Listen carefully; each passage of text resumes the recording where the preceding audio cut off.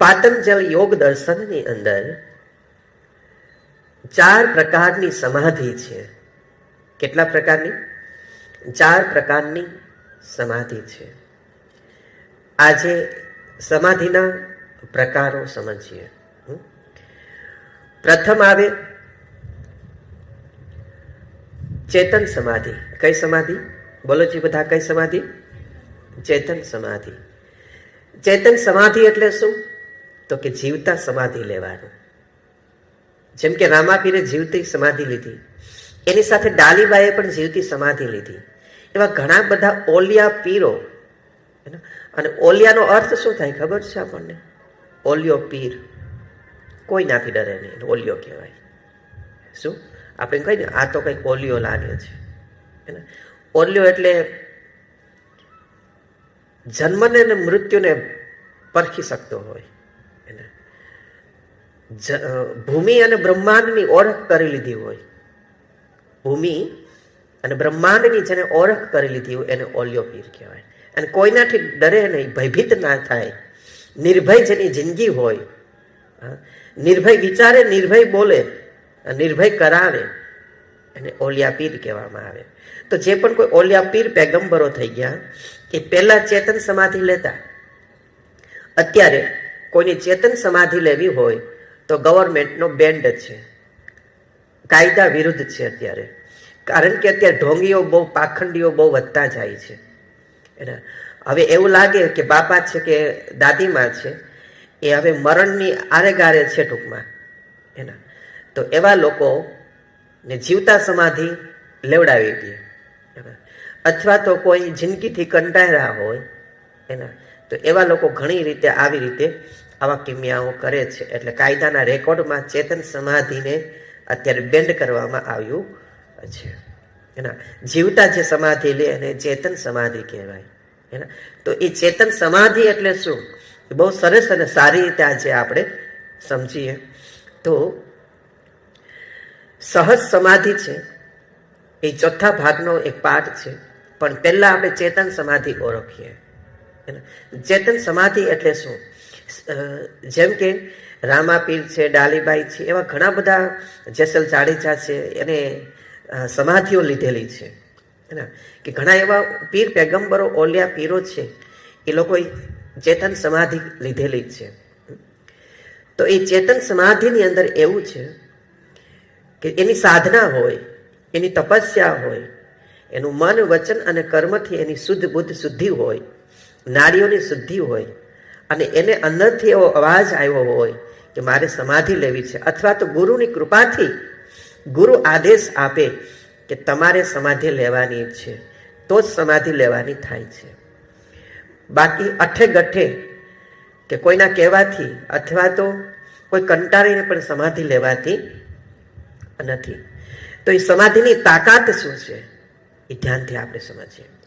કોઈ પણ જીવ, મનુષ્ય જીવ, એ સ્ત્રી કે પુરુષ કોઈ પણ સમાધિ લે એટલે એ સમાધિ જ્યારે એનો ખાડો 11 ફૂટ ખાડો ગાળવામાં આવે છે. કેટલા ફૂટ? 11 ફૂટ એનો ખાડો ગાળવામાં આવે છે. એની આસપાસ ગાયના છાણથી, ચંદનથી, ધૂપથી, ફૂલથી એના શરીરને ઢાંકવામાં આવે છે ધીમે ધીમે.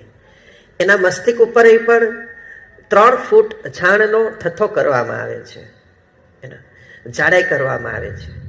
પછી એના ઉપર ધીમે ધીમે માટી એના ઉપર પછી સમથલ કરી દેવામાં આવે છે. અને જેવું એ એક સાથેની પ્રોસેસ છે, ફટાફટ એ પ્રોસેસ એ થવી જોઈએ.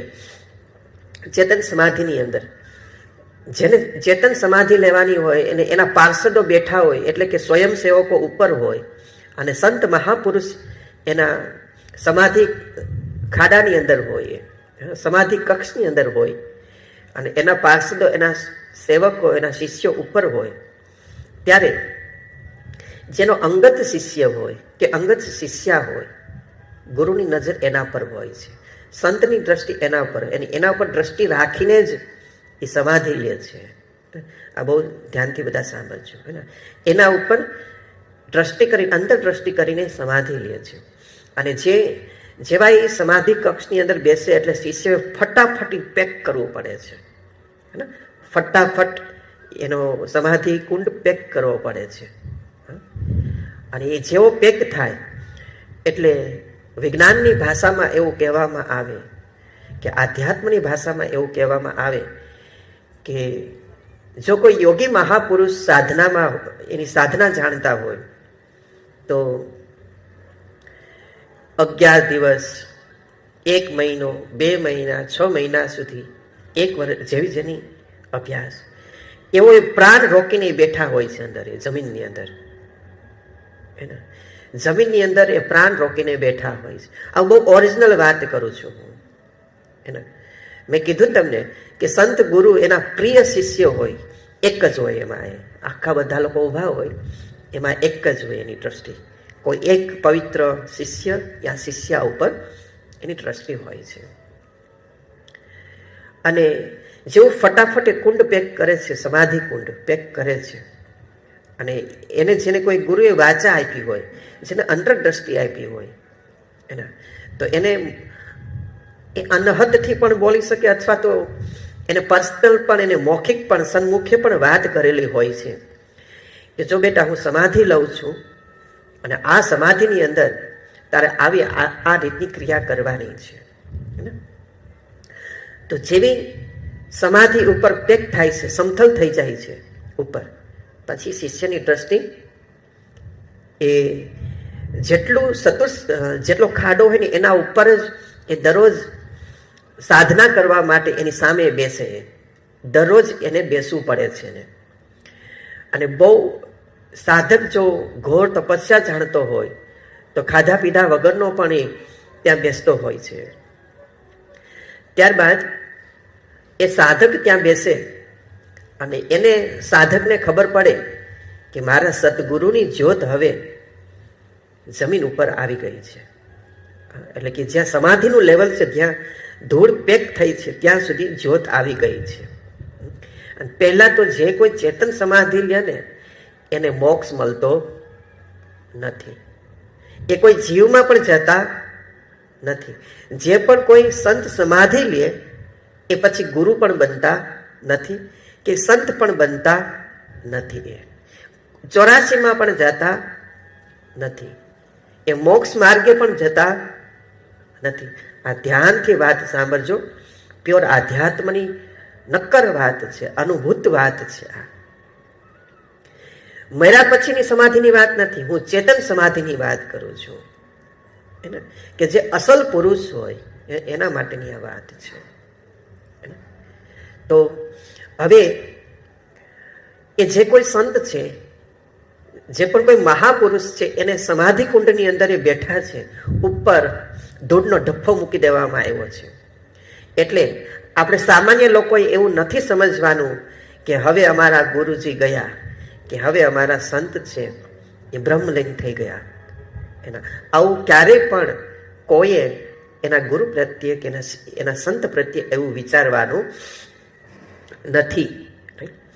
જ્યારે એ સંત અને ગુરુ ચેતન સમાધિ લીધી હોય એના ઉપર ધૂળનો ટફો કરી દેવામાં આવે, પછી એની યોગ પ્રક્રિયાથી પ્રાણવાયુ રોકીને બેઠા હોય છે નીચે. શું? યોગ બળથી પોતાનો પ્રાણવાયુ એ રોકીને બેઠા હોય છે. એને પછી નથી હવાની જરૂર, એને નથી સૂર્યપ્રકાશની જરૂર, અને એ એના પોતાના પ્રાણને ઘૂંટતા હોય છે. શું કરતા હોય છે? પોતાના પ્રાણને ઘૂંટતા હોય છે. શું કરતા હોય છે? પોતાના પ્રાણને ઘૂંટતા હોય છે. અને હવે એને એમ થાય કે મારી સાધનાનું લક્ષ્ય પૂર્ણ થયું અને હવે આ પિંડને આ પંચ મહાભૂતમાં હવે વિલીન કરવાનું છે. આ શરીરને હવે આ પંચ મહાભૂતમાં વિલીન કરવાનું છે. એટલે એ ગુરુ, એ સંત એ પોતાની ઈચ્છાથી એનો પ્રાણ છોડે છે. એને ઈચ્છા મૃત્યુ કહેવામાં આવે છે. એનો એ પ્રાણ છોડે છે અને એ પ્રાણ છોડીને અને એની જ્યોત, પ્રાણ છૂટે એટલે શું થાય? આત્મા ગયો.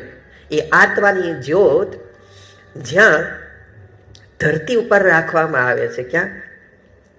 આપણે કેમ મંદિર કર્યું હોય તો મંદિરની ગર્ભગૃહ ઉપર આપણે ધજા મૂકીએ છીએ, એવી જ રીતે શિરભંગ કરીને સદગુરુ, ઋષિઓ, મહાપુરુષો, ઓલિયા પીરો શિરભંગ કરીને, શિરભંગ એટલે માથું તોડીને, શિરભંગ એટલે 10મો દ્વાર તોડીને એની જ્યોત 10મા દ્વારથી બહાર કાઢે છે.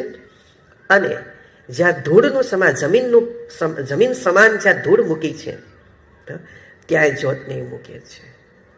અને એ જ્યોત અદ્રશ્ય જ્યોત હોય છે. એના જેવો કોઈ સિદ્ધ પુરુષ હોય, એના જેવો કોઈ યોગી પુરુષ હોય, એની બરાબરીનો કોઈ હોય તો એ જ્યોતને સાક્ષાત્કાર દર્શન કરે છે. એના જેવો કોઈ હોય તો સાક્ષી ભાવે દર્શન કરે છે. કેમ તમારા મા બાપે ગ્રહસ્થી સાધના કરી, બચ્ચું રાખ્યું, ગર્ભ રાખ્યો અને તમારા જેવો સ્ત્રી પુરુષનું મોડલ બહાર કાઢ્યું છે, જન્મ અપાવ્યો છે, એવું સંત ગુરુઓની અંદર પણ હોય કે એના જેવો જો કોઈ સંત પુરુષ હોય કે એના જેવો પહોંચેલી કોઈ વ્યક્તિ હોય, પૂરણ પદ કોઈ જો દિવ્ય આત્મા હોય તો એ સંતના, એ દિવ્ય આત્માના સાક્ષી ભાવે જ્યોતના દર્શન કરે છે. સાક્ષી ભાવે જ્યોતના દર્શન, નરી આંખે જ્યોત દેખાય છે. એના પછી તમે એની બાજુમાં બીજા શિષ્ય ઉભા, એની બરાબર આંખ, તો એને નહીં દેખાય. ખેલ કોનો છે? અંતરદ્રષ્ટિ. અંતરદ્રષ્ટિ કે જેનું અંતર ઉઘાડમાં છે, કે જેનું અંતર ઉઘાડમાં છે, એને આ દર્શન થતા હોય છે. અને એ જ્યોત સંત શુક્રવાર ત્યાં શિખર ઉપર રાખે છે કે એના શ્રદ્ધા વિશ્વાસથી જો કોઈ પણ દર્શન કરે એના, તો એની દરેક મનોકામના પરિપૂર્ણ થાય છે. એ માટે જ્યોત ત્યાં રાખે છે. અને એને પૂર્ણ શ્રદ્ધા વિશ્વાસથી કોઈ નમન કરે છે સમાધિને, તો એના જીવનું પણ ધન્યતા થાય છે.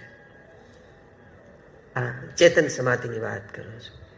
ભારતમાં જ્યાં જ્યાં ચેતન સમાધિઓ છે, એના ઘણી વાર અમુક જગ્યાઓ પર આપણા ગુરુ પણ નમતા હોય છે ક્યાંક એવી જગ્યાઓ ઉપર. કારણ કે ત્યાં આપણા ગુરુ તો એમ જ કહે છે કે મૂર્તિમાં ભગવાન નથી, પથ્થરમાં ભગવાન નથી, સર્વની અંદર ભગવાન છે, પરમાત્મા છે.